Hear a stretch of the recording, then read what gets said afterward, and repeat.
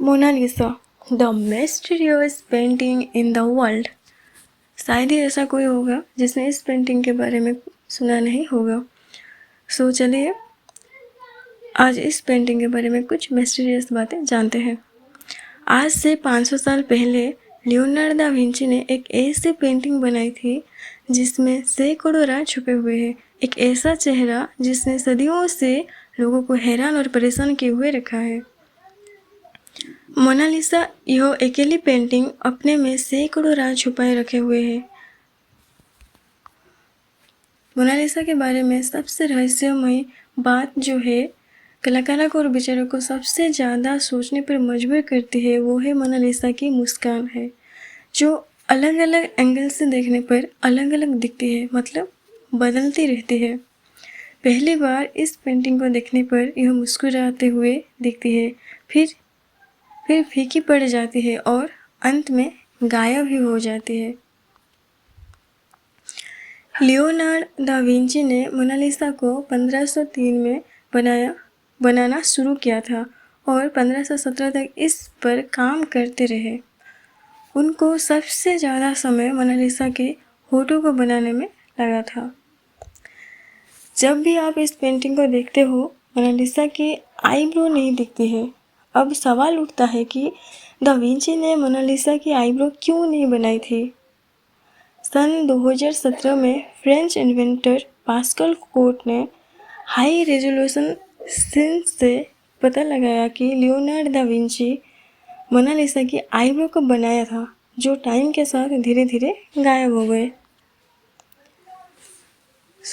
क्या आपने कभी सोचा इटली की सबसे मशहूर पेंटिंग मोनालिसा इटली में क्यों नहीं है? यह पेंटिंग फ्रांस कैसे चली गई?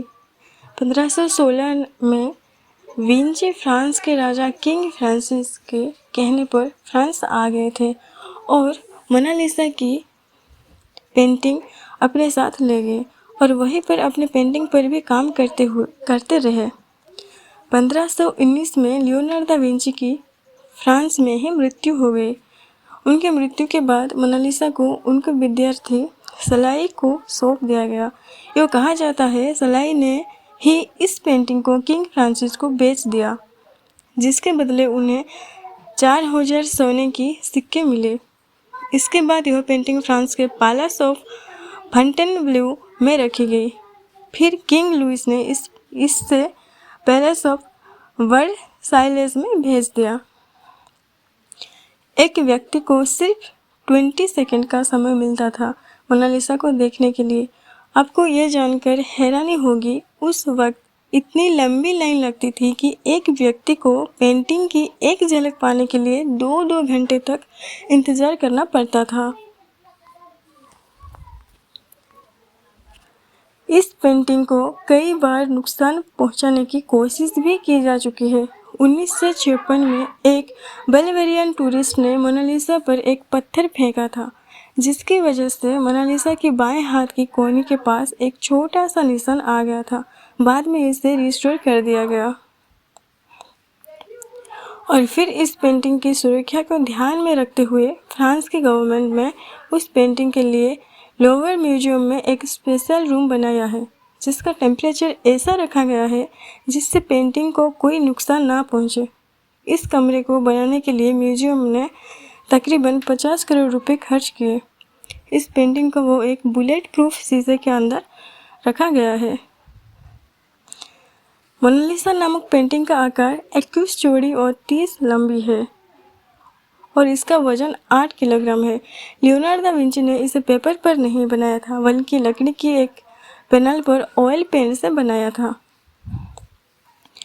2004 में एक वैज्ञानिक पास्कल कोटे ने मोनालिसा की पेंटिंग को स्पेक्ट्रल लाइट टेक्नोलॉजी के हाई इंटेंसिटी लाइट्स और मल्टी लेंस कैमरे की मदद से अलग अलग लेयर निकाली थी और उसमें उन्हें यह पता चला कि मोनालिसा पेंटिंग बनाने में लियोनार्डो दा विंची ने जो पेंट इस्तेमाल किया था उसकी मोटाई 40 माइक्रोमीटर थी, यानी कि एक बाल से भी ज़्यादा पतली। गिनीज वर्ल्ड रिकॉर्ड के अनुसार मोनालिसा दुनिया की सबसे महंगी पेंटिंग है। 1962 में इसकी कीमत $100 मिलियन आंकी गई थी। 2019 में $700 मिलियन के आसपास है। अगर आप पेरिस के लोuvre म्यूजियम में जाने के बाद जहां मोनालिसा रखी है, उसके बिल्कुल ऑपोजिट साइड में आपको एक पेंटिंग मिलेगी जो कि मोनालिसा से कई गुना बड़ी है। इसका नाम है द वेडिंग फीस्ट एट काना।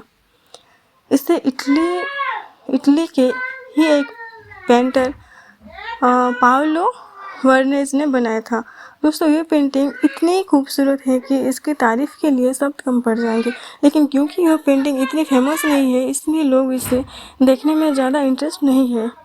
यही वजह है कि मोनालिसा के सामने तो आपको बहुत भीड़ नज़र आएगी, लेकिन इसे देखने के लिए बहुत कम लोग खड़े दिखेंगे।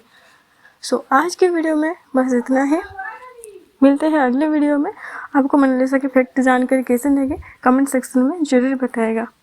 Thank you.